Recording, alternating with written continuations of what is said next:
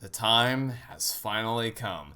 Hello everyone and welcome to the grand finale of not just Zero Escape Zero Time Dilemma, but of the entire Zero Escape trilogy. It's been a long time coming. It's been about 4 months of insane puzzle rooms, story sequences, plot twists, character moments, and it all is going to come together, hopefully, in this grand finale of the story of the Nonary games and everything tied to that. In this final episode, we have cleared out the flowchart as much as we possibly can, leaving only one final set of scenes to go through. And I'm assuming one extra fragment per team.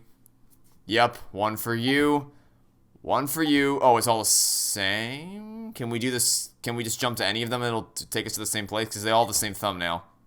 I don't know. Well, in case they're different, we'll start with C team, work our way through them CQD like we've been doing for a while. So, without further ado, it's been one hell of a ride, but it's time to finally bring it to a close. Let's jump in to either the final or the first of 3 final fragments of this game. Let's do this.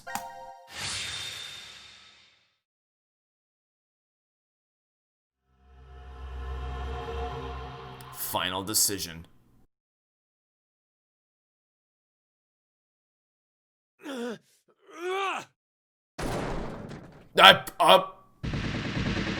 Okay. Great start. Just throw a TV at the wall. Lovely. Okay, so clearly it doesn't matter which one you pick because we're starting as D team. I knew it. Looks like the memories we regained are true after all. The 3 wards were all in the same place. Then...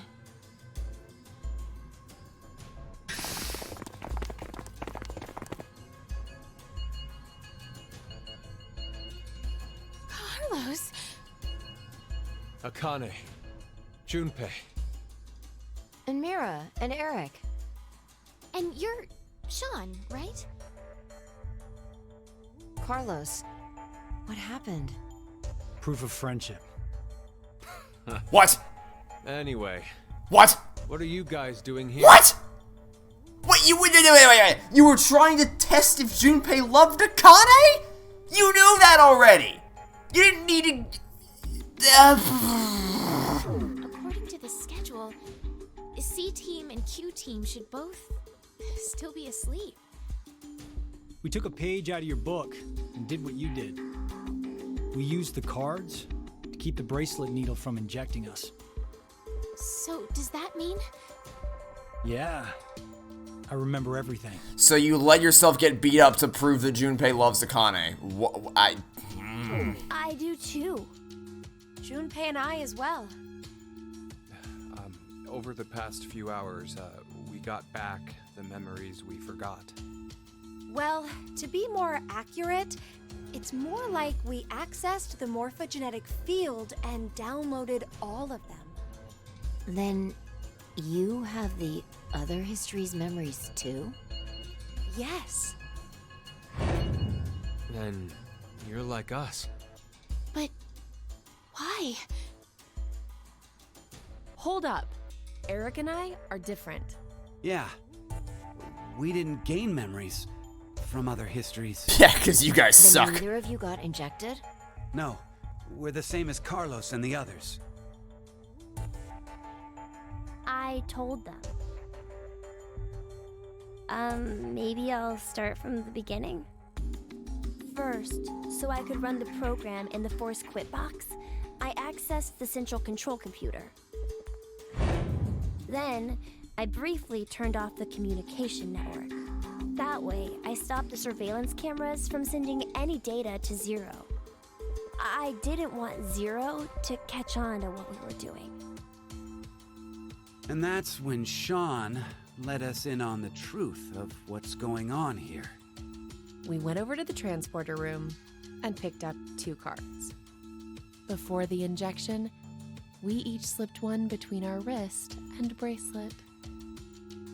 Okay. Now you two make sense. But what about you, Sean? Well, you probably already know, but I'm a robot. Being injected does nothing to me. Then...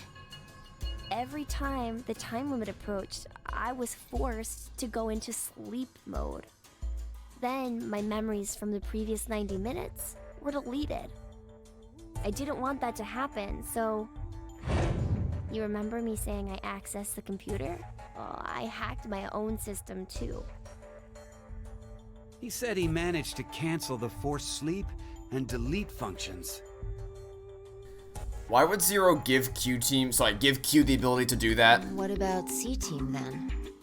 We couldn't interrupt the surveillance cameras, so we had to be sneaky instead. First, Carlos pushed me down and climbed on top of me. What? It was just an act. I was only pretending to do it. Carlos used that moment to whisper in my ear. He said to go to the transporter room. Oh my god. Okay, Carlos, you are aware that there are alternative methods of whispering things in people's ears in a stealthy way without pinning them to the f***ing couch. Like, I don't know, hey friend, how about we hug? You know, that's just an example. And grab the cards in there.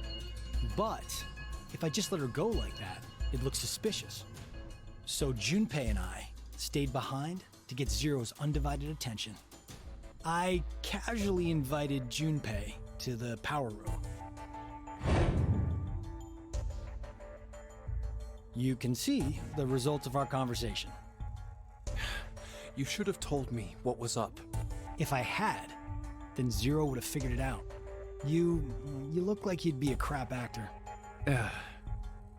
And after that? But the firefighter is an impeccable actor. We met Akane in the lounge.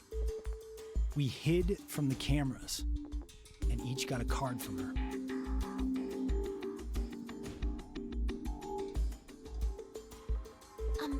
Sorry, but could I get confirmation on something? Everyone knows what all happened in the other histories, right? Even you, Mira and Eric? Didn't Eric say so earlier? Sean told us everything. But wait. Why? Why what? Why do we know about the other histories? Well, that's probably... You want to know?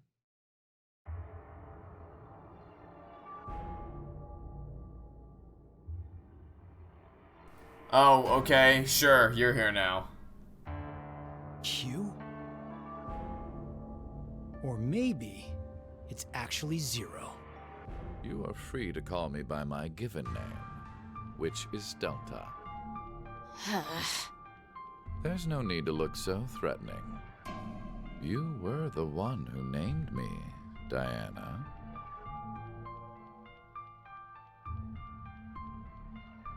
It doesn't matter. I shall answer your question. Carlos, Kane, Junpei, Diana, Phi, and Sigma. All 6 of you know that you are shifters, correct? Think back on your path to this very moment. Did you arrive in this history by following? Oh no, absolutely not. Absolutely not. Whatever the opposite of a normal flow of time is what this game has been. No, of course you didn't. You jumped in from another history using your shift abilities. And it wasn't just this once. You have been shifting back and forth many times. From one point in space-time to another. You boldly took chances. Much like jumping from one tree branch to another. You have forgotten that fact, perhaps as a result of the medicine. or as one of the side effects of shifting. Regardless, your memories have been kept firmly intact within the morphogenetic field. It is simply that the 6 of you regained the memories of those times. One small trigger, and the levee preventing you from remembering collapsed. Sean is a similar case. However, his thought center is located within the quantum computer, so I suppose it's slightly different from you. What about me and Mira? You are both like me, in that we do not have the ability to shift. Losers. You don't? I have another power instead. I am immortal! The power to mind hack. The power to what? Mind hack? The what? To what? The power to what? I am able to read other people's minds. I know the thoughts and ideas that go through their heads. That's why I know exactly what Phi is trying to do right now.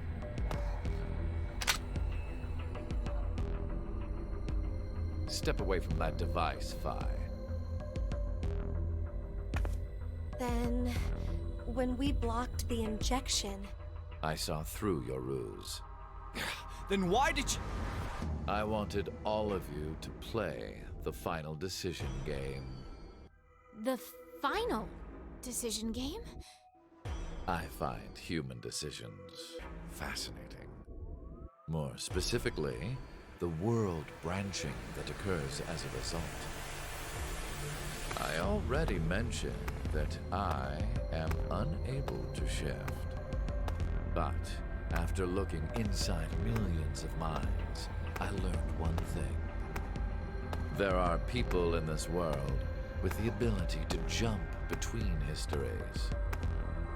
That shifters exist. Hence, why I know so much about these parallel worlds. You did all this because you were curious? When a person does something significant, it's difficult to boil the reason down to one word. Their motives are often very complex. Okay, then tell us what your motives It are. is the same now. To fulfill several objectives, it was necessary to... You're beating around the bush. What are they? Why? So why did you do it? You want to know? Yes! It is so you give birth to Phi and myself, Diana.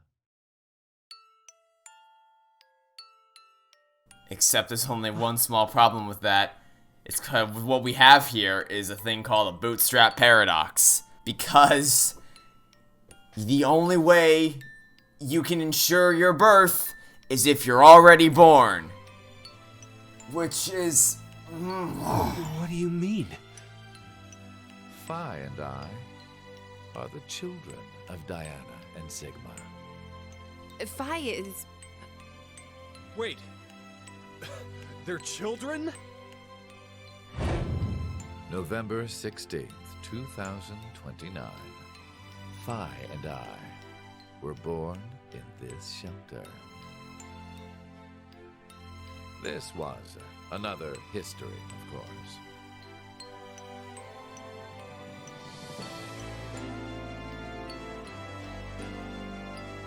Shortly after, the atomic data that makes up our bodies was transported to April 1904. No, it was duplicated. The transporter was located in a German research facility at that time. Our bodies reconstructed and regenerated the export pods at that facility. But that would mean you're actually... I'm 124. That... You're joking. Okay, and what about Phi? Phi is... A German researcher sent her to 2008. What?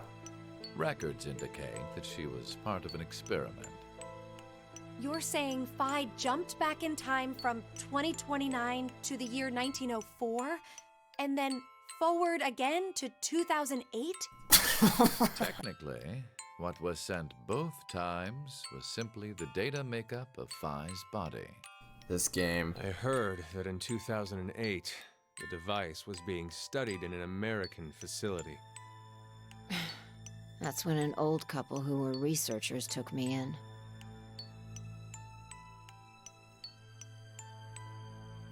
And the hits just keep We've on gone coming. off topic. But yes, that was one of the major goals. Everything that occurred here helped create Phi and myself. And when I say that, I am including all of the other histories. If I hadn't trapped the group of you here, then Phi and I would have never been born in our current forms. Which is such broken Your logic. current forms? Sean, you should already know about epigenetics. What? You see, environmental factors determine which switches are activated within the genetic code. Reproductive cells are the same. Or perhaps I should say that the reproductive cells are the ones most affected. Oh, I get it. That's why you made Diana and Sigma play the decision game.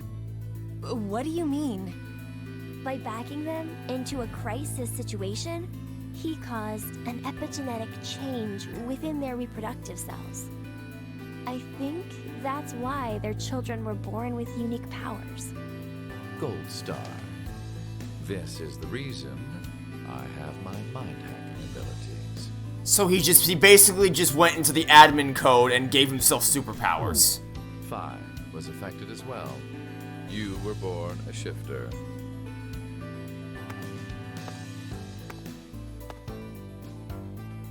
D-Team, do you recall what was written on your wall?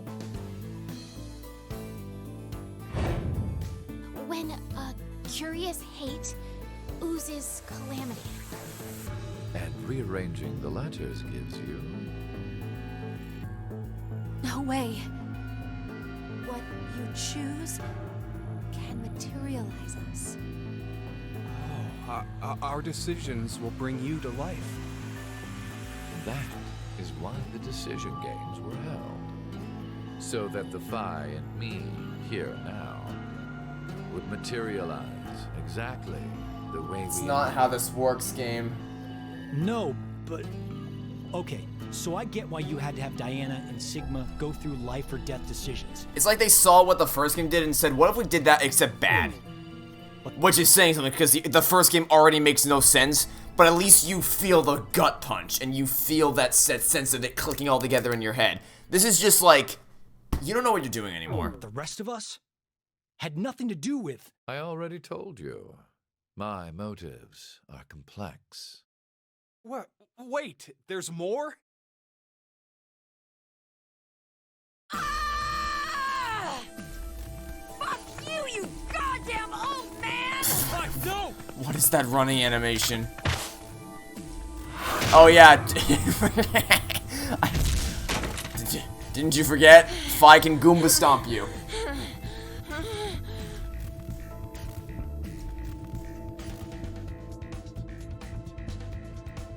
I guess you forgot that Phi can Goomba stomp people.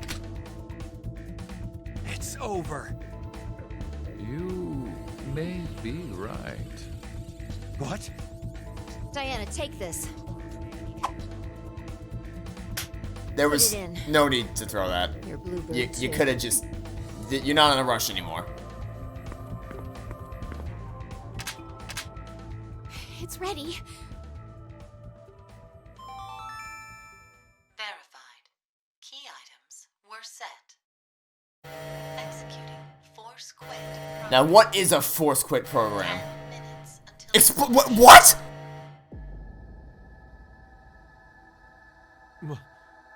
What? Oh no! Why would you design this? What is this?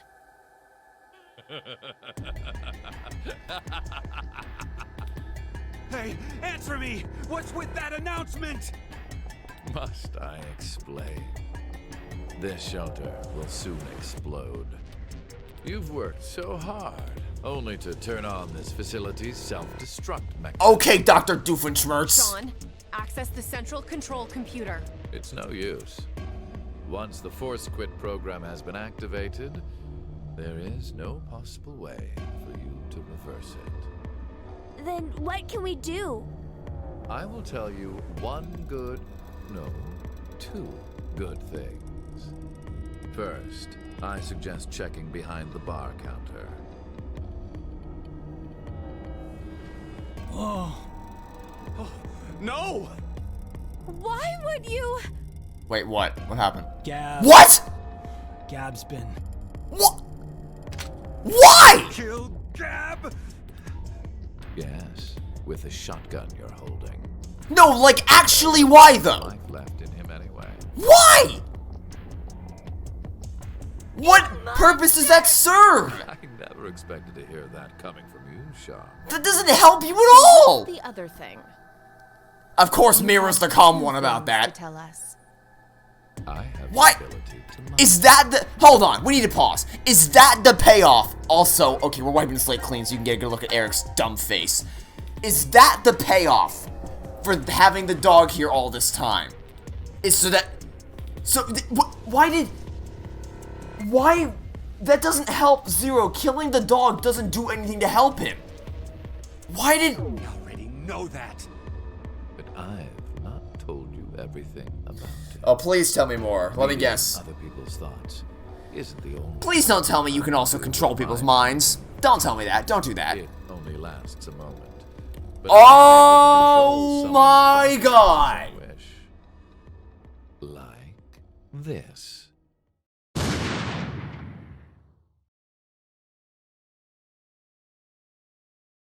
You know? That sure seems like it'd be a helpful ability to have used before this point.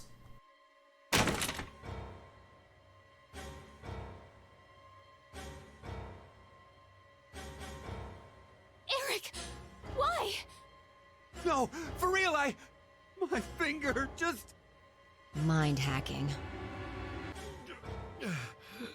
Understand now.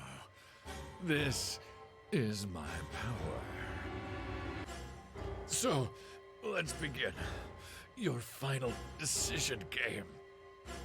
You have two choices. One, to stay here and wait to die. The other is... The other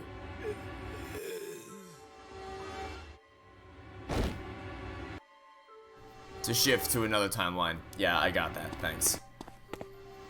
But again, Hey, what's the other option? what do you think, What's Junpei? the other option? Again, with this game's rules, you're just gonna kill whoever you switch places with.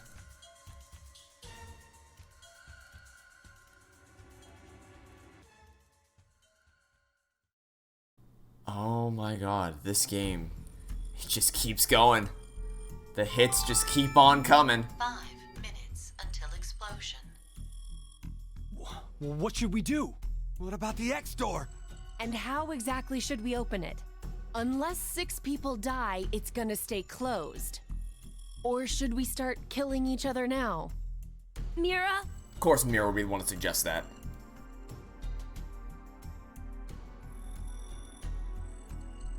I have an idea. Which is?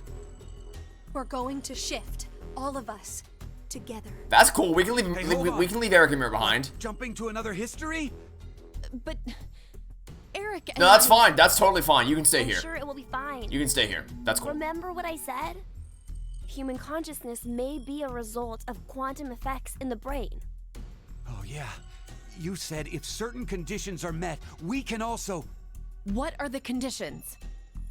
First, you need to be exposed to danger. And the other one is... To be in the vicinity of a group of shifters. I get it. We'll resonate, and then Mira and Eric can... But which history are we going to jump to? none of the similar histories will work. One team is likely to be dead after the vote. Are we going back to the beginning of the goddamn game? We can't shift if there are no bodies for us to jump to, Are right? we going back to the beginning of the goddamn game? We need to jump to where all of us are alive. We are going back to the beginning of the goddamn game, ladies and gentlemen. Do you mean... Oh, my god. The history, where we won the coin toss. 3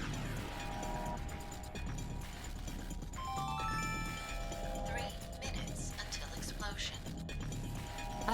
I'm not sure I get it all, but it's a good idea. What are you saying? There's no way we could do that. Why not? Shift isn't simply jumping into bodies in different histories. Our consciousnesses swap places. Ours for theirs. We'll be forcing our other selves into these bodies, and they'll die without knowing why. Yeah, and what's wrong with that? What? Well, they're all living without a care off in another history, yeah? One time, they do the coin toss once and win? Don't you think that's unfair? Mira, you're saying they, but we're talking about ourselves here. Well, we should consider if those people really are us. Good point. If we assume that we here are the true versions, then the us in the other history are essentially strangers. Even more of a reason not to. If we shift to that history, then we're tossing the others under the bus to save ourselves. The us in that history have done Hey, nothing. Sigma, do you remember Virtue's Last Reward and all the times you and Phi had to shift between timelines in order to go back and save humanity? And also, remember when this game was supposed to be about saving humanity? Remember that? Because I honestly don't. I don't remember a time when this game was about saving humanity. Something wrong. I mean, the only thing they did was win at a coin toss. You could say the same for us. The only thing we did was lose a coin toss. Even so, we've had to go through so much shit. We've been forced to put our lives on the line. Besides, aren't the bodies in the other histories ours anyway? Then why should we second guess ourselves? Huh. 1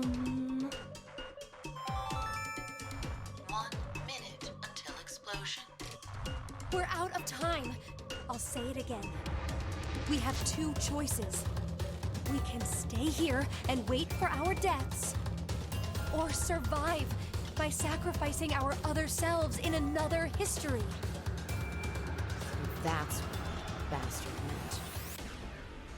The final decision game.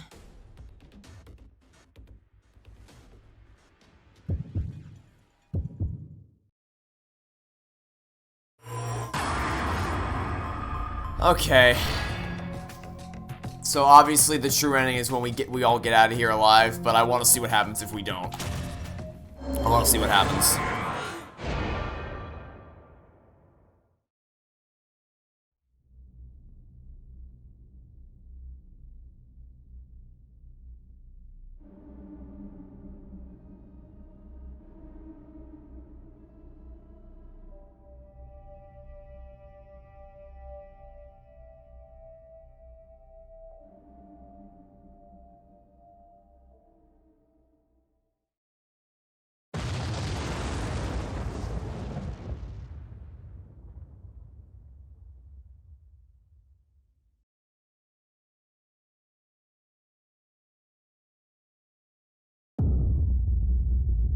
Nothing, huh? Like, you may have thought to yourself, oh, of course, you know what's gonna happen. They're gonna all explode, you know. Yeah, no, whoa, that's a lot of achievements. Achievement log, C-Team Subject Reports, Q-Team Subject Report, D-Team Subject Report. Oh, okay, we got a lot of achievements there, apparently. Okay, but can we still go back and change your decision? Please tell me we can go back and change the decision. I hope so. You may think, obviously, we're gonna all explode, but I'm like, The reason when I say I want to see what's gonna happen, I mean, like, are we gonna get any last character moments, any kind of special character development that happens in the final moments before death, anything? We got Sigma, Phi, and Diana holding hands together as a family, and that was a sweet moment. But other than that, we got nothing. So that wasn't worth it at all. Is what I'm getting at here. Yeah. Oh wait, let me guess. We're gonna go back in, and then it's gonna be only. Oh no, we have to manually jump back here, right? Yep, okay. We have to manually go back to this timeline. Okay. I thought the game was busted for a second. I thought it was gonna keep us trapped on that screen forever. Payoff 2.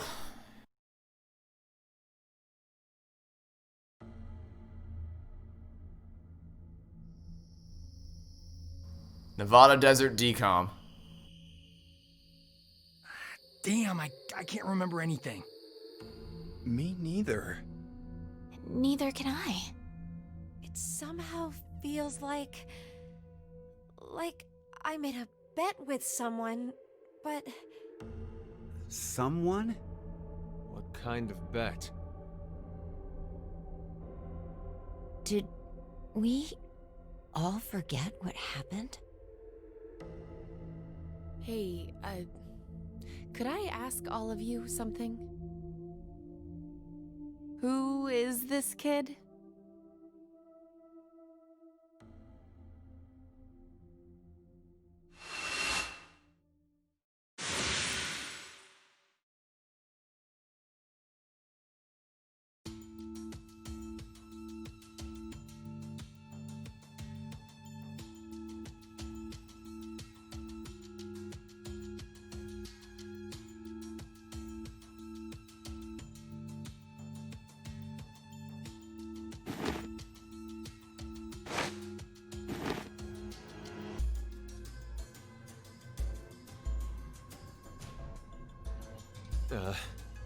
Did we do it?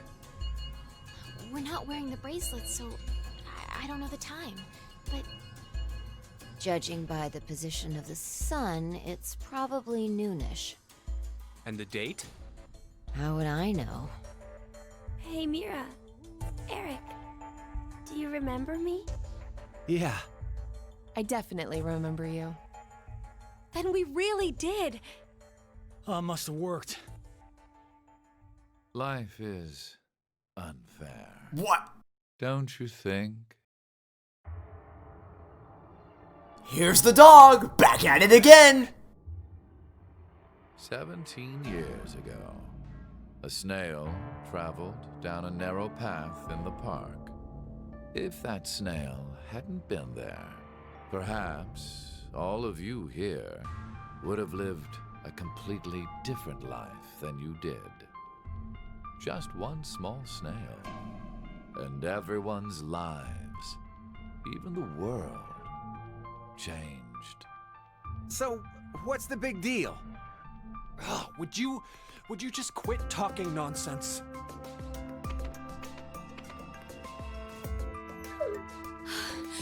I'm so glad you were safe. Of course we were. You all have shifted in from another history. Whatever. We gotta call the cops. And what exactly will that accomplish? Isn't it obvious? We're throwing you in the slam. Let's start with the serial killer in our group. Let's start there, and then we'll deal with Zero. Also, let's consider doing something about Eric. And my crime? Murder. Murder? I see. But I haven't killed anyone. How about kidnapping? Let's start there. Specifically, in this history, not a single person has died. How about kidnapping? I strongly doubt the police would listen. But in the other histories, you... Did you not pay attention? I don't have the ability to shift. The only reason I know anything of those histories is because I mind hacked you. In effect, the me you know is a different person than the one before. I'm trying to imagine how the voice actor could have possibly taken this seriously while they were recording their lines. Can I be charged for killing someone in another history? If so, then I'd say this world would be full of criminals of all kinds. What about conspiracy to commit? Yeah. I'm betting this history's got a bunch of dangerous machines and gimmicks all over the shelter. Unfortunately, I have removed them all. How about the virus? You've slept for quite a while. Nothing is left in the shelter. No transporter, no quantum computer. Loaded into a truck and taken away. And the virus that you unleashed? Is able to move right now due to radio signals received from a satellite. What? Aren't you happy? I'm really not, actually. In this history, not a single person has died. Phi and I exist, and there will never be an outbreak of Radical 6. There is only a bright future ahead for all of us. How did we accomplish that? What did we, what? Is this not what you'd call a happy end? How did we, what? We did that? Okay, let me explain to you what just happened there. This is like if at the end of, okay, so Indiana Jones and the Last Crusade, it's all about the Holy Grail, right? That's the core treasure that they're searching for in that movie. This would be like if at the beginning of the movie, Indiana Jones is like, all right, let's go find the Holy Grail. And then he spends the movie at a dance club doing the chicken dance. But then at the end of the movie, his father comes up to him, and with the Holy Grail, and he's like, congratulations, Indy, you found the Holy Grail. And then the credits roll. It's like, what? We didn't do any of that. None of that happened. We did not do any of that. Indy did nothing to find the Holy Grail. We did nothing to change the outcome of this game. You're just telling us that we did. What? But according to you, all of mankind will die if exactly time passes and nothing is done. Religious fanatic, a terrorist attack that sparks a nuclear war. I heard this story. Which wasn't a thing in the last game, by the way. You released Radical 6 so that you could kill that person. No, you weren't there to hear that.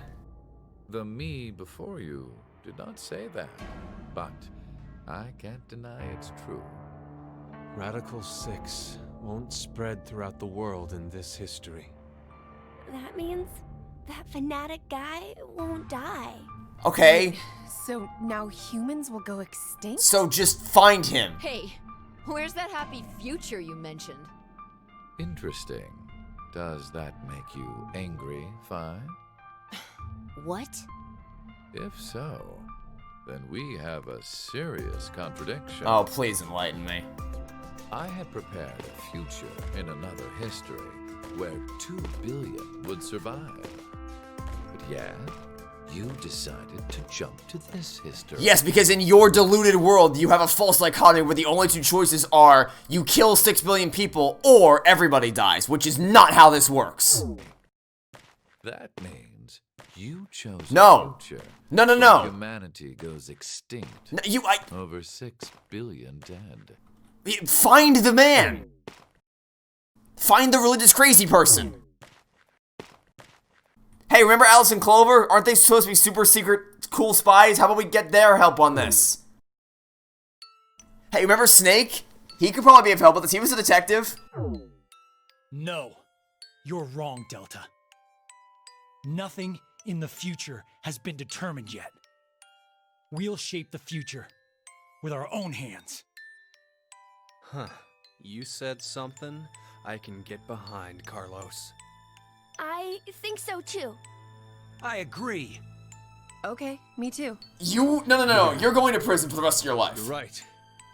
The future has infinite possibilities. If we work together, we can accomplish anything. Oh, don't try to us against the universe, me. You are not us against the universe. Screw that. We'll definitely change that horrible future.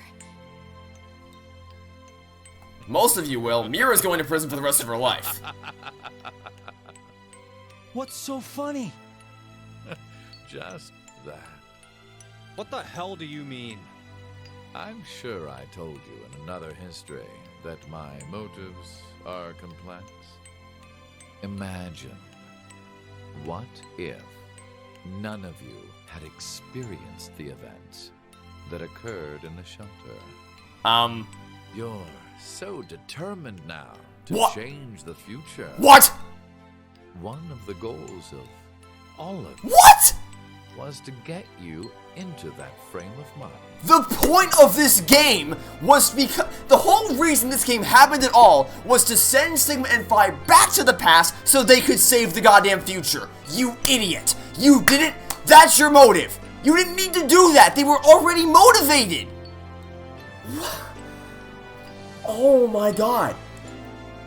What is this game? It's all going according to plan, without a single casualty. I created a future where mankind will be saved. You didn't. Does that upset you? Yes! Are you angry that your life was played with? I'm angry because the entire point of this game, like, Virtue's Last Reward ends with the mission is the virus destroyed the world, so we're going to go back in time and we're going to figure out what happened in this facility and we're going to save the world from a terrible pandemic. That was the point. That was the inciting incident. That was the lead-in to the final game in the Zero Escape trilogy. The build-up of everything that had been established until that point. So to just plop you into this game that has no connection to any of that, doesn't relate to any of it in any way, only to at the end of the game say, oh, by the way, the reason why that had nothing to do with literally anything was because I needed to convince you guys that you needed to save the world from a deadly pandemic. Who wrote this? Who would write this garbage? Very well. I will give all of you one last choice.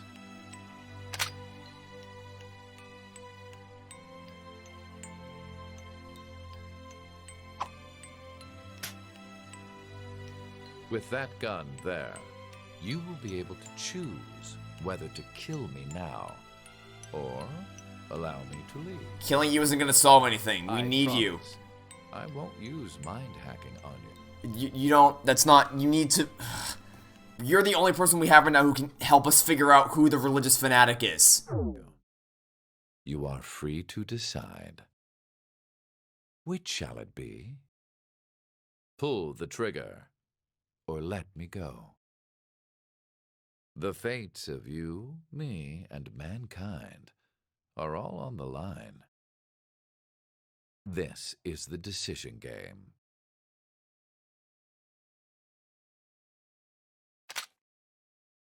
Carlos?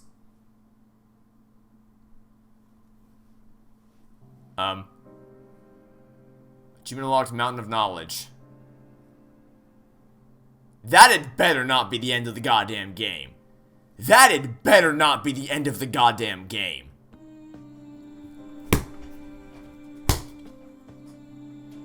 That's it! That's the end of the Zero Escape trilogy. I can't. I need a minute.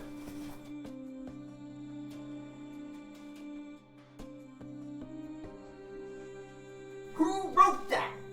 Who would write this?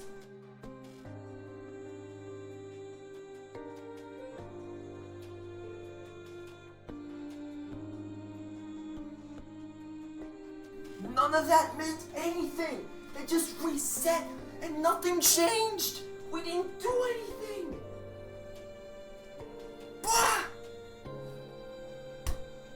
Oh my god.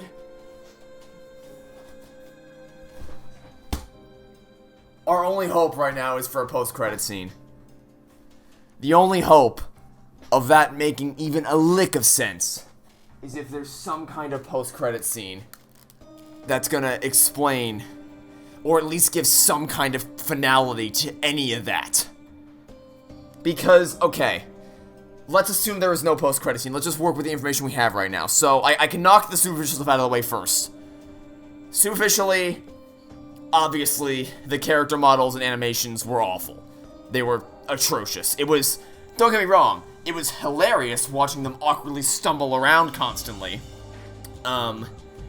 And certain scenes like the gotta go fast and Goomba stomping moments were obviously hysterical to watch. But that doesn't, like, and that doesn't make them any less, like, they were still terrible. And I may have gotten numb to it at some point, that at a certain point I'm just like, whatever, the animation sucks, well, I'm just used to it. But that's like Stockholm Syndrome at that point. They're still awful animations. They still look atrocious. And like, I think I know why they did it, because they tried, I think, to make it more immersive. They tried to make it feel like more of a cinematic experience by making the crazy camera angles and all that, instead of just being a simple visual novel. But it just, it achieved the complete opposite effect.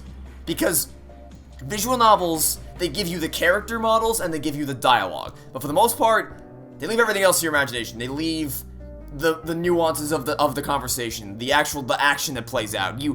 That's all left up to you to imagine how things play out. Outside of the character's facial expressions. So it feels like a more personal experience. It feels like you're imagining this in your head. That's why people love to read. The author provides the story. The characters, and descriptions of environments. That stuff doesn't change. Everyone who reads a book reads the same story about the same characters, but the environment in their head can be completely different. The nuances of action scenes or conversations can be completely different from person to person. But this game provides everything for you. Your imagination has nothing to do with it, which, to be clear, is not a bad thing at all. Because Telltale games, when Telltale was still around, their games were great. Until Dawn, games like that, they all excelled with this kind of stuff. But the difference is that Telltale and the other developers I mentioned actually put effort into convincing animations and quality character models, as opposed to the crap we have in this game. And I get it, the game was cancelled, it was brought back from the dead, but that doesn't mean it needed to be cinematic. They would have had a much better shot of this not looking awkward if it was just the style of the first two games. That was a core design decision that severely harmed the end result of this game. Gameplay-wise, because gameplay isn't going to change between now and any potential post-credit scenes that we see. The escape rooms, so they were 50-50. It was a coin toss, ironically. Sometimes you would get an escape room that was really cleverly constructed with some really clever twists and logical connections to solve things. Rarely, but it did happen sometimes. Some were legitimately well designed, but they were few and far between. More often than not, they were either brain dead simple or had no connection to anything whatsoever, and the only way you figured out what to do is because the game outright told you, this is what you gotta do. It's thanks to the support of our fans that this project was completed. We thank you from the bottom of our hearts. Yeah, well, I'm sorry to say, this was awful. Please give me a post-credit scene. I'm giving you one last chance, game. No, that can't possibly be the end. That can't possibly be it. Achievement log, zero escape shifter. That can't be it. That can't possibly be it. Please, please give me a post-credit scene. Something. You can't be serious! No, there's gotta be something. There's something. That's the wrong place to look. Go to the flowchart. Come on, there's gotta be something. Something. Like a 60-second epilogue. Something. Anything. Nothing. Seriously, nothing. That's the end of the trilogy! Oh my... Alright, let's wrap up gameplay so I can get to the meat of this game. So yeah, escape rooms were either really good or really bad, and just generally speaking, your FOV was really limited when you're looking around the rooms, so the free look, in theory, was supposed to give you more freedom over where you looked around, but it achieved the opposite effect, because, you know, you can't see, your FOV isn't as wide. Now let's get to characters and plot, because, excuse me, the characters in this game were completely different from how they were in past games. Junpei, Akane... Akane was the mastermind of the first two games, but now she's suddenly an unhinged psychopath with none of the intelligence she had in the first game. And again, there are pockets. There are small pockets of quality. The scene where Sigma and Diana hugged Phi and it was all one big happy family. The payoff there, that was worth something. Basically, any D-Team scene where the three of them were interacting together. There are pockets. A couple Junpei and Akane scenes. There are moments of quality with the characters. There are small instances where there's just a fragment of the chemistry that they had in the original 2 games. That it's there. You gotta search really hard to find it, but it is there. But for the most part, you probably could have convinced me that they were from a different game, and they were different characters. Speaking of different characters, even if you disregard the characters we actually know and love, for some reason, they thought it'd be a brilliant idea that for the final game in a trilogy, you know, something supposed to be about conclusion, bringing things to a close, finality, closure, they're like, oh, let's introduce 5 brand new characters for no reason. Like, Q-Team is actually awful. One of them is a deranged, love-struck, mentally unhinged psychopath. And then the other one is another one is a robot with infinite clones of himself. And the last one is a serial killer. They suck. Q-Team is terrible. Carlos was just a blank slate. Like, he had no character. There was nothing about him that was endearing in the slightest. There were, like, flashes of a sister. It's like, oh, please relate to me, but it failed on every front. It really feels like Carlos was just a blank slate, desperately trying to appeal to people who never played the game before. Like, oh, I don't know what's going on here. Oh, really? You don't know what's going on? Me either. I've never played a Zero Escape game before. Please help me see myself through you so we can figure out what's going on here. And they tried to give Diana a personality. They did try. There were moments where she relates to Phi and Sigma, but that's just it. Everything that made her empathetic were the things that linked her to Sigma and Phi. Her big character moment with her backstory was brought up in an exposition dump by Sigma, and then hand-waved away a minute later. The thing with her abusive ex-husband dropped as soon as it was brought up. Like, instantly. I don't... Okay, so in Virtue's Last Reward, right? Less so in 999. But in Virtue's Last Reward, you had a big batch of characters that was constantly being mixed and matched. So, you know, the bracelets would be switched around, so you would go with a new group of people for each escape room. Now, that design choice has a twofold effect. For one, if you really hate someone, like Dio, you don't have to deal with them for more than just one lousy escape room and maybe an AB game, if you get unlucky. So that's one. And then two, is that decision allows for so many dynamic character interactions. Like, obviously, you have the core pair, Sigma and Phi, Tamioji and Quark, Clover and Alice, but they didn't stay together all that often, so they were constantly being split up and mixed and matched with different people. So you got to personally interact with so many different groups of people, so many different individual people, and you got to know them on a personal level and experience all their backstories. But here you're just stuck with some gaggle of idiots the whole game, and if you don't like them, too bad for you, apart from a couple scenes in the end where they actually start mixing and matching, but at that point, you're just ready for the game to end. Also, there's no personal investment in this whatsoever. You connect with Junpei in 999, and you see yourself as him, you relate to him, you empathize with him. Virtue's Last Reward, I mean, Sigma's still kind of a creepy sack of shit, so that sucks to play as, but you still see yourself as him for most of the game, most of the time. But there's no one to connect to here. You're not playing as Carlos, Q, or Diana, you're just Sean or Diana. You're just spectating, and occasionally you make a decision for them. You're a spectator in their world. You're like a fourth person spectating on them in the shadows in their escape rooms. You're not actually there. It's just, it's like the characters are trying to relate to you as a newbie, not the other way around. It's not like you are a character, you're a player, and you relate to the main character as someone who doesn't know what's going on. It's everyone knows what's going on except you. So then they have to input characters that don't know what's going on to make you feel like you're not left out. And do not even get me started on the goddamn plot.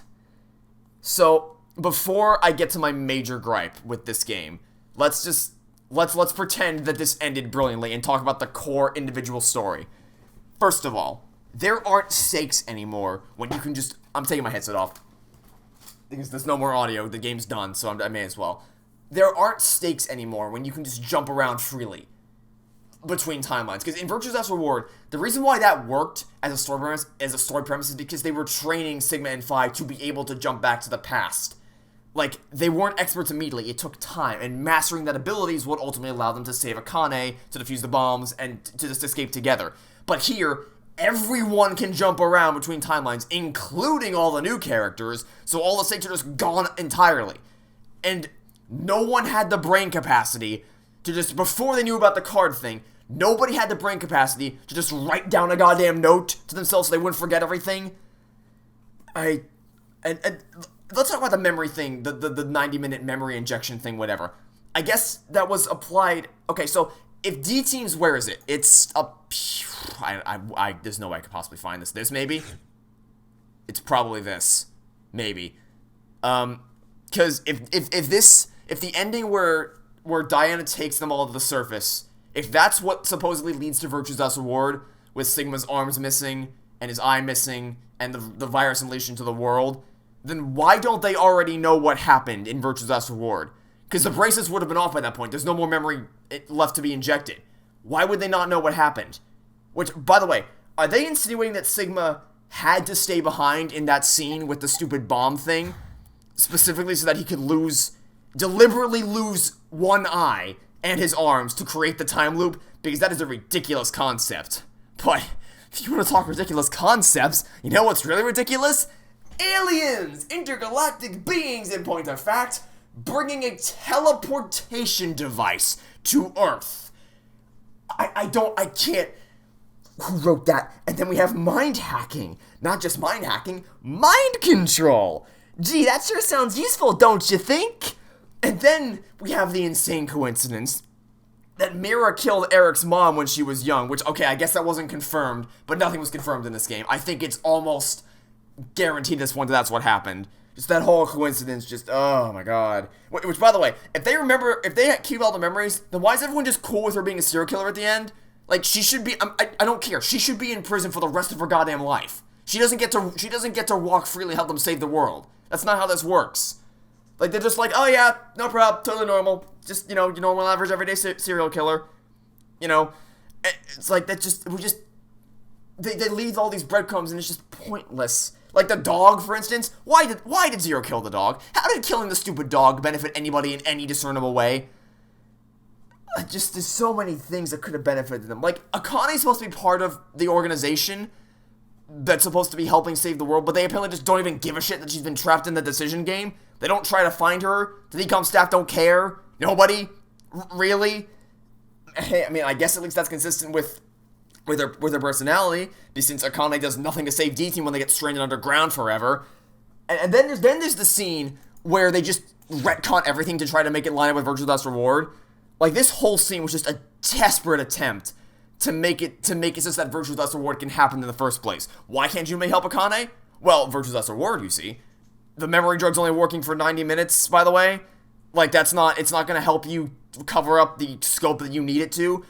Oh, also, Carlos is there, and he would have done a way better job of enhancing Sigma and Fi's abilities. So, you know, great job, writers. You retroactively created a plot hole, so why they wouldn't have just brought Carlos up to the moon with them.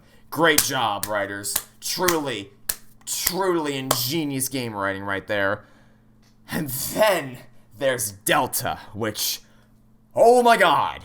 So this man, they got sent back to the early 20th century, and so somehow this man was able to orchestrate Free the Soul during the natural course of history and not change anything and survive for over a century, and then he sent Fi into the future somehow, and it's just, the thing is, his plan makes no sense anyway, because he's like, oh, I need to convince you guys to save the world from a crazy religious man. Except they didn't need to be convinced of that, because that was the whole point of the goddamn game in the first place. No, actually, no. I'm gonna save that for later. We're gonna save that for later. Save that until the end of this little rant. But because there's another problem that I didn't mention, because they still know nothing. Who is this man? Where is he? When is all this happening? How does he plan on unleashing Armageddon? When they have no information. They can't do anything with any of this. Oh, and also, his entire existence is a bootstrap paradox. So, Sigma and Diana have sex, apparently, and they give birth to both Phi and Delta, even if we ignore the insanity of that, and all the problems of leaving them to fend for themselves. He cannot be born without himself ensuring that he will be birthed, and he cannot do that unless he's already born. And so much for Left, the villain they established in the end of the last game? Yeah, well, so much for that, I guess. Like, they just threw Left completely out the window. Also, speaking of pointless things, What was the point of the post-credit scene in Virtue's Last Reward? Kyle was never brought back for this game, despite being cited as critical to the success of the mission. That was just never brought up again. The person in the body was never revealed. Nothing in the epilogue ever came up again. This is just a disjointed mess. Like, fundamentally, the story was screwed from the start because they chose to do the infinite timelines thing. No matter what, the Virtue's Last Reward timeline cannot be saved. Junpei's never going to live happily ever after with Akane, the population of Earth is destroyed by the virus, and basically everything is ruined forever. Nothing we did in this game did anything to save that future. It's dead, it's gone, it's done, it can't be saved. No matter what. And I just find it really, really funny that this game has the audacity to make fun of Back to the Future when its own rules make absolutely no goddamn sense at all. But you know what? It's like the Virtue's Last Reward timeline is doomed forever. It doesn't get a happily ever after. And by the way, the whole premise of this game was, okay, so this is two parts to this. Number one, the whole premise of this game was to save the world from the virus. But if you're doing the infinite timelines thing, then there are already an infinite number of timelines where the world is saved from the virus. So what is changing this one timeline gonna do for anybody? What the hell is the point of any of this? But you know what? None of it matters anyway. Because at the end of the day, what do? They decide to go back to the first ending of the goddamn game and just pretend like none of this ever happened in the first place. In fact, they also make it so that Virtue's Last Reward never happens in this series. And then they shit all over everything, because Sigma's like, lol, jumping around timelines kills ourselves, so let's not do that. What have you been doing this entire goddamn time? What did you do throughout the entirety of Virtue's Last Reward? Sigma, what did you do in that game, people?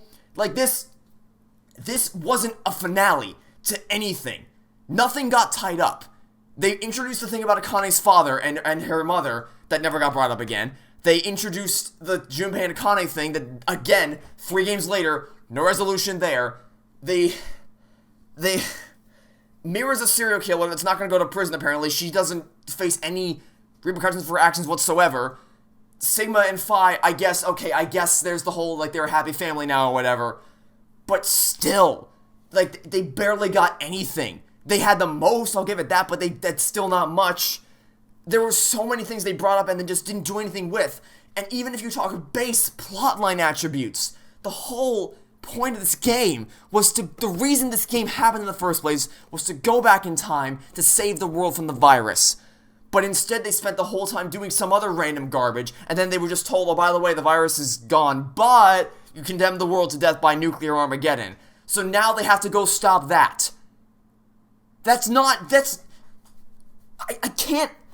I actually can't wrap my head around this. This is insane. I've never seen this before in a trilogy. A trilogy that abandons the conflict of the first two games, and then creates its own conflict for the third game, but then doesn't even resolve that conflict, and leaves it off as a cliffhanger at the end of a third game, which is clearly designed to be the finale of the trilogy. This wasn't a finale. There was no big final confrontation or climax of all prior conflicts. There wasn't a grand payoff to send the trilogy out with a bang. There wasn't an ending. This was not an ending. There was no conclusion. This was a knockoff Telltale game with 0 stakes and that completely undid itself by the end and had no payoff whatsoever. No resolution, nothing. Literally, it ends with Carlos pointing the goddamn gun at Zero, and you don't find out what happens, which is the perfect way to summarize this entire mess of a game. I'm sorry if it seems like I'm really mad right now. Because, like, let me make it clear. I'm not Apollo Justice mad. I'm not, like, furious that they destroyed characters, because they didn't do that. They're different, they're unrecognizable, but it's not a betrayal of their personality. The plot is what made this... Because, like, okay, let me use a different example to try to help me illustrate my point a little bit better. Whether or not you've played the Halo trilogy, the original Halo trilogy, phenomenal story. Phenomenal gameplay, phenomenal story, my favorite trilogy of all time. The end of the second game, without giving away any spoilers, major cliffhanger. Major cliffhanger. Even if you never played Halo, you probably know about that. And the third game, you know, the third game's all about, okay, major threat at the end of the second game, we gotta band together and throw everything we have at this major galactic scale, save the universe kind of threat right here. And that's what the whole game is about, and it comes to a nice, It finishes all the conflicts that have been established since the first Halo game. It brings character arcs to a conclusion, and it's a really nice send-off for the original Halo trilogy. The future games also tell good stories. Okay, not Halo 5. Halo 5 is a dumpster fire of a story. But it does continue it in a nice way, and I'm hopeful Halo Infinite will do the same. But this is like if Halo 3 opened up, Chief woke up, and Lord Hood was like, "Oh, by the way, we stopped the aliens. They're gone. The universe is safe. You're good. You can just take a break. We don't need you anymore." And you start playing. It's like, wait, what? We already what?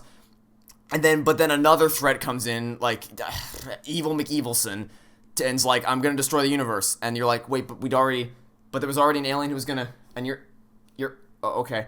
So then the final game of the trilogy is about that instead. That's not satisfying. That's not a conclusion. That's not... There is no way that I can convince anybody that this was from the same series as 999, let alone the finale to any story. Not just the finale of the trilogy, not just any story in general. There's no way I could possibly convince them. This sucked. Like, this genuinely sucked. Because I had heard that this game was kind of a letdown for a lot of people. But I was still hopeful. I keep saying, I'm starting to think people don't believe me when I say it, but I'll keep saying it again to the ends of the earth. I don't want games to be bad. I spend money to buy these games. Obviously, if I pay for a product, I want that product to be good. So it doesn't benefit me in any way to play something and then go like, you know, I'm going to say this is bad because I want it to be bad. It's like, no, I paid money for this game. I want it to be good. Especially because I loved the first two games. Okay. I love the second game. The first game, I liked it. It was a good game that could have been amazing if it weren't for major plot problems with the whole twist. But overall, still a solid experience, and the second game blew me out of the water entirely. And it just set up such an intriguing, high-stakes conflict for the final game that I was so excited to see how it would conclude. And then they just don't. Like, they just abandon that plot entirely, go in a completely different direction, and then at the end of the game they say, "Oh, by the way, we kind of fixed that whole thing from the second game." That's fixed, but there's also another major problem that you gotta fix right now. Now, you're not gonna actually fix it in the game. We're not concluding anything. We don't do that here. We don't conclude storylines in the Zero Escape franchise. That's for you to figure out on your own. I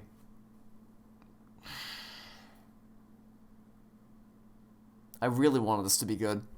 I wanted this to be such a perfect, even, you know what, not even a perfect finale. Not even a perfect finale. That's a high bar. Just a finale, a conclusion. Give me some level of closure for something. But they just didn't. We didn't get closure for almost anything. And I feel like empty inside. Because it's like, I know there's no other, this is supposed to be the finale of the Zero Escape trilogy. But nothing got concluded. The only thing that got concluded was something that was brought up in, well, okay, technically they concluded Five's backstory. They concluded that, and that was a heartfelt moment. But the core plot of saving the world, and also Junpei and Akan's relationship, nothing. Absolutely nothing. Even the new characters. Mira's still roaming free, not going to prison. Eric's still not getting any help for his clear problems. And Carlos is just Carlos.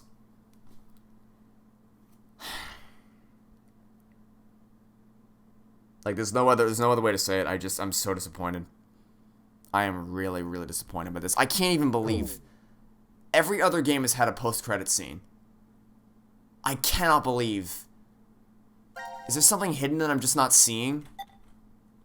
Because, like, that is such, even for a game like this that didn't give any closure for anything, I at least expected some kind of an ending. That was not an ending. That was just, that's like you're driving, okay, let's say, you know what that was like? That's like, let's say we're going on a road trip somewhere. We're trying to cross the country. We're going on a nice little road trip. And, you know, maybe the destination at the end of the road trip won't be all that we're hoping for, but we will have at least, at the end of the road trip, we will have at least concluded our journey and we will have reached our final destination. This game is like, they just drop, like a giant brick wall falls out of the sky in the middle of the road and just stops you dead in your path with a block of text on the wall that says, "The End." And it's just like, wait, but I didn't... Okay, sure, it's over. We can't get to our destination anymore. But we don't know what's over there. We don't see what's out there. You didn't end anything. That's not an ending. It's a dead stop. It's a dead end, not a conclusion. It's an ending, not a finale. So I can't believe that even for a game like that, there's nothing. What is this button even for? Oh, it's just the controls. Okay, great. Phenomenal. Controls. Open save screen. And about. Yeah, it's whatever. Well, I guess there's no way to save. We already beat everything. I guess that's it. That was the Zero Escape, Zero Time Dilemma. That was the Zero Escape trilogy. And I gotta say that was really let down, because I love those first two games. I'm actively looking forward to a couple months, you know, to replay those first two games. They were so good. The characters, the stories, the escape rooms, they all hit such high marks. So to see it all come crumbling down in the final moments of the game, or even just the final game of the trilogy, just... Because the thing is, I would love to recommend this series to somebody. But the problem is that, like, because you can't, it's not a thing where I can just say, just play the first game, and then you're good. Because that doesn't wrap everything up. There's still a second game, there's still questions to be answered in the second game. So you need to play a second game after that. But then the second game ends, and it leads directly into the third game, so you can't sub after the second game, because you have to play the third game to get a conclusion. But the problem is that the third game also doesn't conclude anything, because it's not an ending to anything that happened before this point. So I can't say, just play the first game and you'll be good, or just play the first two and then stop there. You have to play the whole trilogy to get the full experience, but it's not a full experience. There's still nothing that's been concluded, which really, really sucks. It sucks a lot, actually. Okay, so I just looked up, because I refuse to believe that there wasn't some kind of post-credit scene that maybe I just missed something. That, like, you have to get 100% in the game in order to get everything, or to see the epilogue. So I looked up Zero Escape epilogue, and I found a thing that says there's apparently some kind of epilogue you have to find in the files menu. So, and by the way, the reason I'm doing this in this episode, not a bonus episode, is because I can almost guarantee that there's already a comment down there somewhere saying that there's a thing that I didn't do. So, we're just gonna jump to a random fragment and open up the file menu and see what it is. Yeah, seek a way out, whatever, okay. Maybe there's a chance that some of my criticisms will be amended here. Okay, menu, file. Oh. Oh, wow. The other... Okay, this is something we already knew. Post payoff. Oh, there's a lot. Okay, so this is like what happens to everybody after this point. But there's nothing... Okay, so there's stuff for Carlos, Akane, and Junpei, but there's nothing for Sigma, Phi, and Diana? Really? Okay. The day is bright and clear. A girl in a white dress strolls along the beach, the wind tossing her long blonde hair playfully. Up until a half a year ago, she had been confined to a bed. Carlos's eyes still tear up every time he sees her smile. Come on, Carlos, you don't always have to help me. That's the point of my rehab. Oh, you're right. Sorry, Maria. Carlos brushes her hair out of her face. It's definitely not the summer sun that's making him act out of sorts. It's the fact that his sister is here standing before him. Maria grins up at him. What would Akane and Junpei say if they saw you being all fussy like this? It's fine. They understand how important you are to me. Both you and Junpei put your lives on the line. That was a different history, but going through that means we know how to treat reverie syndrome. I can't believe we have the ability to jump through space-time. I'm just glad you're able to control it now. It's all because Carlos met Akane and Junpei that Maria was able to recover. He wishes he could show this to them just how well she's doing. Okay. Cool, I don't care about you. You're thinking about them right now, aren't you, Carlos? What makes you say that? Because you're smiling. Carlos closes his eyes as his unconscious smile. Turns fond. They're just about your age. It kind of feels like I gained a brother and another sister. You are going to their wedding, aren't you? Okay. So they are getting married. So there's that, at least. You know, it sure would have been nice if we could have seen a wedding in an actual epilogue. But, okay. You're coming with me. But there is something Carlos needs to do first. Back when the three of them parted ways, I'll be waiting to hear word from you when you locate that terrorist. Carlos held his right hand out toward Akane and Junpei, then the other two grabbed onto it with their own. There was no way of knowing if Delta was telling the truth, but if he was, one fanatic would kill all of humanity, and Akane and Junpei vowed to find this person and Carlos offered to help. You can still feel the strong bond between the three of them, their hands clasped together tightly. Suppose I better get used to talking more before the wedding, huh? Holding her hair out of her face, Maria reaches out to her brother, who takes her hand in his, and they continue walking down the beach. The same blue sky above them stretches over friends Carlos knows he can rely on.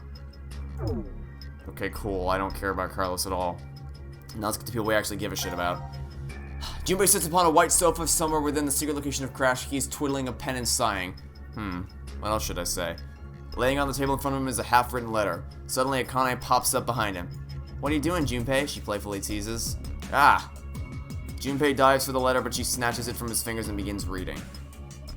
This feels like fanfiction that I'm reading. Like, this unironically feels like I'm reading a fanfiction right now. Let's see. Carlos, without you, Akane and I would never gotten together, thank you. Is this an invitation to the wedding? No, it's most definitely not. He makes a grab for the paper, but Akane quickly moves it out of his reach. Just a progress report, Junpei mutters.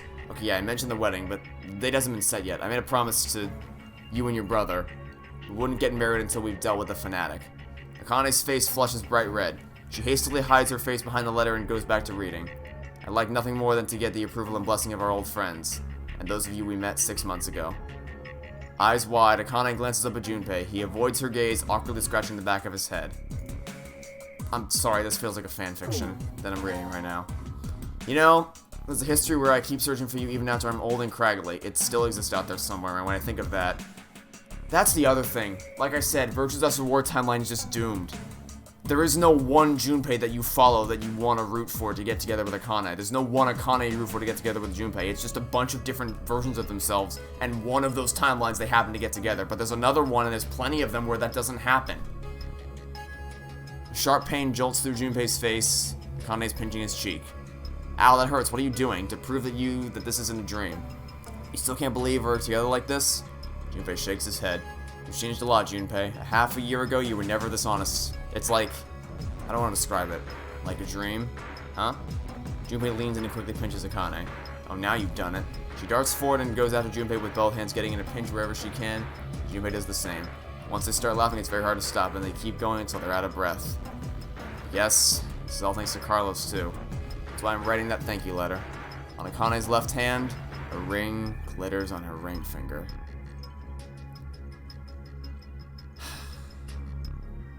Imagine a timeline where we got a game that actually had a final confrontation where they stop Radical 6 from getting out. They save the world forever. Okay, they save the world from the virus, and they celebrate their victory.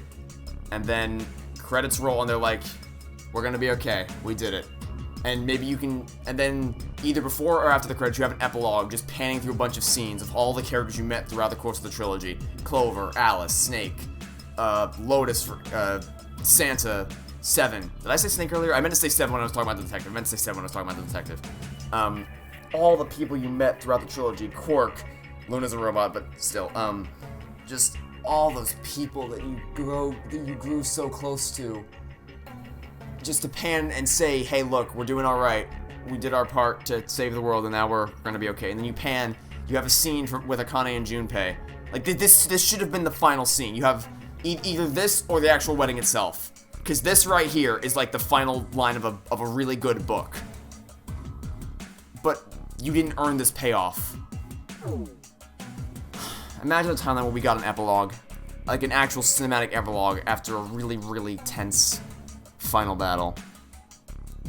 Alright, now let's get to the people that no one gives a shit about. Q-Team. Hey, Mira, how are you feeling? Are you in prison yet? Because you should be. Are you lonely? Come on, Eric, you visited last week. Eric smiles wryly and reaches out to Mira with his left hand. Mira does the same, and their hands with matching silver rings align on either side of the oh, please tell me she's in prison. Please tell me she's in prison. I brought a new guest to see you today, Eric. Shifts to the side and head pops into view. Hi, Mira, long time no see. It's Sean, right? I'm happy to be remembered. Hi, Mira, the sun is shining through an iron bar window, letting me visit the room. Yes! Yes! Yes! One victory! We got one victory today. Today, I can say that we have one victory, and that is that Mira is in prison. Presumably for the rest of her goddamn life. Except that apparently Eric and Sean are totally cool with the fact that she's a serial killer. Okay, cool. It's been a long time, Sean. It's good to see you. The smile that appears on her face is a fake one. Is real. Mira no longer needs to plaster on a fake one. I'm sorry, you didn't earn this chemistry. When I heard you turn yourself in, I was really surprised. Eric was the one who convinced me. He said I should pay for my sins so we could be together. No, you should be in prison for the rest of your life. You're a serial killer. So that's why you got married in jail. Eric ducks his head shyly. You sure you're okay with this, Mira asks. He looks at her in confusion. Great. Don't you regret marrying me? I did carve your heart out in another history. Isn't that what you said, Sean? Yeah, you did. Eric looks Mira straight in the eye. I've already told you this a bunch of times. I forgive you no matter what happens, besides you haven't killed me in this history yet, right? That's not... You don't...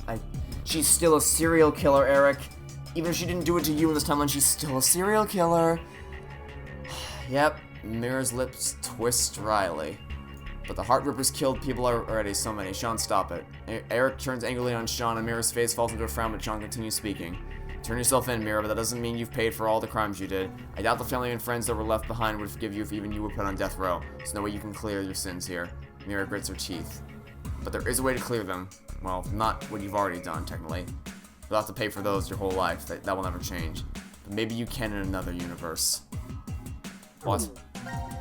Suddenly, Sean's fist crashes through the what? Mira jumps back while Eric is frozen in shock. Eric can't even finish speaking before Sean moves. Jumping through the broken window, he kicks the outside wall of the visitor's room, causing it to crumble and reveal a giant hole. What? Immediately starts blaring, and a police officer rushes into the room, but Sean darts forward and takes them all down in a blink of... What? He holds his hand out to Mira. Let's go. Go where? I know where the transporter is being... The what? The transporter? You're saying we should go change history? What? No! You idiot! That's... The epilogue is supposed to fix things. Why are you... Hey, by the way, why are you people helping us find the religious fanatic? That feels like a more pressing issue right now. Also, this is an idiotic plan. That doesn't fix this timeline. She's still... What do you not understand about this? It's not a transporter. It's a cloning device. It changes another time. This doesn't fix this timeline. You're both still going to prison. Mira's getting an even longer sentence now, and Sean's gonna be in prison for aiding and abetting an escape. Oh. Why? Why? And also, why isn't there anything for Diana and Sigma and Phi? Because there sure as hell should be. But there just isn't.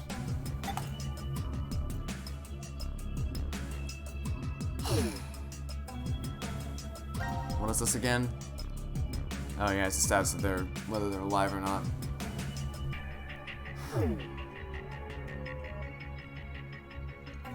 Well, we've read the epilogue now. It didn't fix it. It actually might have made it much worse. But wow, that didn't help anything actually. It gave us closure for Akane and Junpei, I guess. Which, technically speaking, is all I was in this for in the first place. Is just to see them get together. But I could have read a fanfiction. I honestly, I feel like I probably could have gotten a better narrative reading a fanfiction. It's like I said. So I'll say this. Thank you to the people who recommended this game franchise to me. I don't regret playing these games at all. The first game, I fondly remember. It was only a couple months ago, but I fondly remember because there was a point in both those games where I crossed a threshold where I was just like go, speeding my way to the end of the game because I was so excited to see how it would all end. I fondly remember solving those initial escape rooms, being mind blown by all the plot twists, and getting to the end of those games and being gobsmacked as the credits rolled. Like those are fond memories now that I can look back on and smile. But this game, like I said, I loved playing through this. I loved recording it. There was a lot of fun moments all along the way. My favorite's still probably the elevator scene from the first game. That was hilarious. But this game just was not... It's not even that it wasn't the conclusion I wanted. It just wasn't a conclusion at all. Which is really, really sucky. Because this franchise deserved the best damn finale in the world. And it just didn't get it. But I want to end this on a positive note. Because it's New Year's Eve, and depending on what time you're watching this, it may even be the New Year. In which case, Happy New Year, everybody. And I want to end it on a positive note. I don't want to go into the new year with a negative stance on this, because, you know, I want to remind everyone that I really did love playing through these games. I really, really loved every minute of it, or almost every minute of it. Meeting the characters, cracking jokes at everything, laughing along with them, learning more about the backstory, trying to figure out the solutions to the puzzles, trying to figure out what was going on in all the games, the payoffs, the plot twists. Really, really fond memories playing through those first 2 games. I eagerly await replaying this franchise at some point in the future, because I really do love those first 2 games. And that's why it just sucks that we couldn't get a strong finale, because this game absolutely deserved it, and it just didn't get it. So again, thank you to everybody who recommended this game franchise to me. I had a blast playing through it. Even if it didn't end well, I still loved recording this franchise, and I wouldn't have changed anything about it. I love this. I really enjoyed playing through this trilogy. And I'm excited to see what the future holds in store for us. As of right now, there's only one more video that's going to go up in 2020, and that is the grand finale of Professor Layton versus Phoenix Wright Ace Attorney. So, if you're interested in that series, you can go check that out later today. And if not, then that'll be it for 2020 for my channel. So, thanks for watching. Stay tuned for next time. I hope to catch you all either later today for the conclusion of Professor Layton vs. Phoenix Wright, or whatever Let's Play I decide to make next. As always, suggestions are accepted in the comments. Feel free to suggest anything you want. But other than that, I'll catch you guys next time. Goodbye.